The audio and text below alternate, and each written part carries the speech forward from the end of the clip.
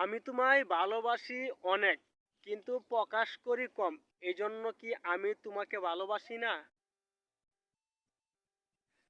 তো আমাদের মধ্যে অনেকে রয়েছে যে যদি মিষ্টি মিষ্টি ২ টা কথা বলি যে আমি তোমাকে ছাড়া বাঁচবো না, আমি তোমাকে ভালোবাসি। তুমি আমার জীবনের সবকিছু, তুমি আমার জীবনের ১ম প্রেম, তুমি আমার জীবনের শেষ প্রেম।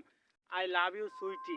আমি তোমার জন্য মৃত্যুবরণ করতে পারি কিংবা বিশাল সমুদ্রের মধ্যে ঝাঁপ দিতে পারি। তারপরও আমি তোমাকে চাই। এই মিষ্টি কথায় পরে মেয়ে দেখা গেল যে ওই ছেলের প্রেমে পড়ে গেল।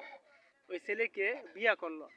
তারপরে খেলা হয়ে যায় তাদের মধ্যে নানান বাহানা। তো এই জন্য বলবো যে একজনের মিষ্টি কথায় প্রেমে পড়বেন না। প্রেমে পড়তে হলে আগে তার সত্যিকারের রূপটা জানুন, তার মনটা বুঝেন, তারপরে তার প্রেমে পড়েন। এরপরে যত কিছু করার আপনি করেন।